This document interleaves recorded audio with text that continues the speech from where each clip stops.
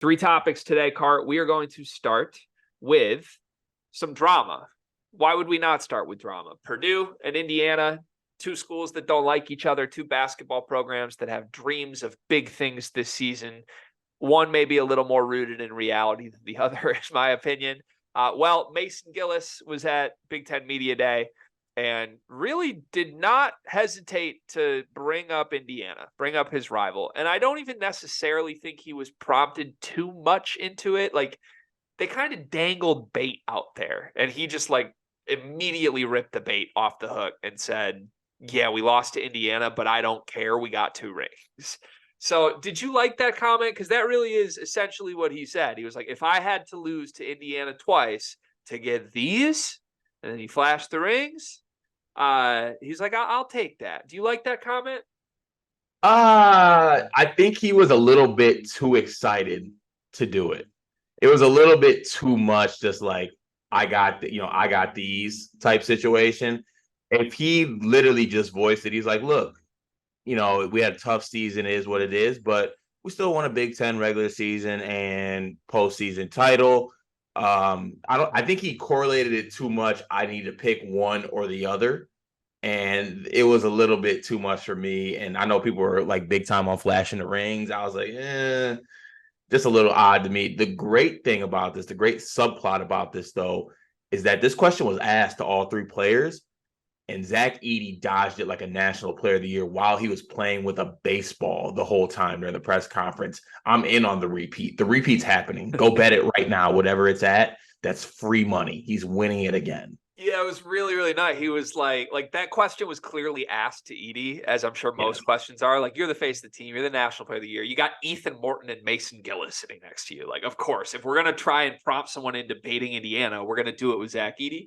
Edey, immediately leaned in, just stone-faced, and was like, well, Mason's from Indiana. I'll let him answer, and threw the microphone in front of Mason Gillis. Like, that was really, really smooth by the National Player of the Year. Yeah, I think I'm on your side with this. Would start by saying we aren't the biggest pro Mason Gillis podcast in the world, as is. He's had some issues that aren't exactly things we support on this show. And even beyond that, just not huge fans of his basketball game. Like, we would like to see different players on the Purdue roster get chances than Mason Gillis and Ethan Morton. However, this was... I think you hit it right saying they don't have to be 2 separate things. Like, you don't have to lose to Indiana twice to win Big Ten championships. Like, you should actually do both of those. And he did end it by saying, kind of with the smirk, we'll see him again this year. We're comfortable with who we are. We'll see him again this year. But do you get any Hunter Dickinson vibes from this? We went to Media Day 3 years ago, and Hunter was grabbing the trophy, letting everyone know, I'm the Big Ten champ here. And I left that being this team can't win if Hunter's the guy. And Purdue's kind of doing the whole, we're the bad dogs. We got the rings. But it's okay, though, because the person doing it is Mason Gillis. It doesn't matter. You want your role players flaunting rings and not if he's doing it, that's completely fine. Because his role is chaos. Because he's Mason Gillis. I don't know what you mean by that. It's just fine. It's just Mason Gillis can do this. If it was Zach Edey doing it, I'd be alarmed. That's when you sound the alarm. If your best player is doing it, that's when you really start questioning some things.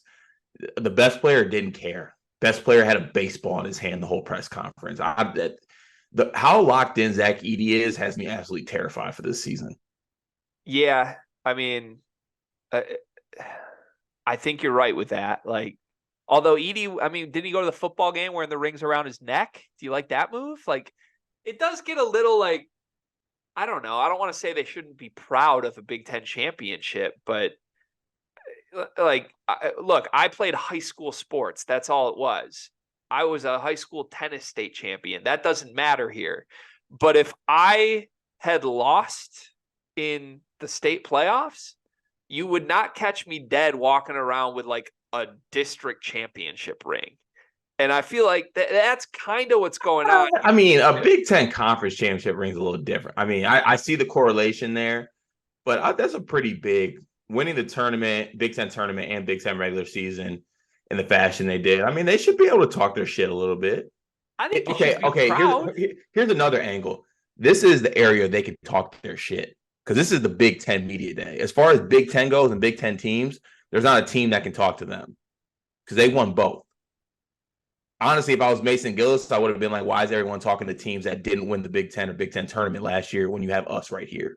Yeah. Okay. Look, I think they should be proud of it.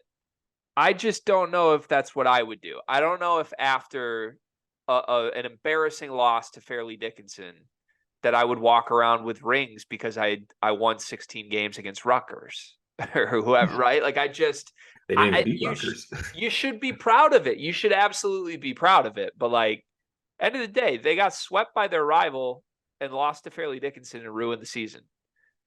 I think the ring talk can kind of chill for a little, right? Like, I think it was a little cringy for Edey to wear it around his neck. I would have liked this more. I think there's a lot of ways you can be creative and talk your shit at the Big Ten Media Day. I would have liked this more if they pulled up in T-shirts with box scores of the Fairleigh Dickinson game and said, "This is all I care about." Like, I've slept on this for 9 months. It's revenge this year. Like, I like that way more than we're the big dogs. Haha, we beat Iowa. Yeah, a Gillis forearm tat with the final score of the Fairleigh Dickinson game. Like, that's what we needed. Yeah, I think that's just a different way to go about this. So, honestly, this is the first time I've said this all offseason. Indiana stock is up because of this for me. Is it? I was just gonna follow this up with that Purdue beats Indiana by 20 this year. You think so? Yeah, I don't think they realized that in order to beat Purdue last season, they needed a generational performance from a generational player in the Big Ten, and Trace Jackson Davis. Don't have that this season. It was Hood Schifino who killed him, by the way. Like, Trace was good, don't get me wrong, but Hood Schifino went like Jordan Clarkson killer on fire mode. Yeah, I don't know who's doing that this year. Xavier Johnson. Yeah. All right. Thanks for the drama. Indiana and Purdue certainly will be fun. Let's move to our guy,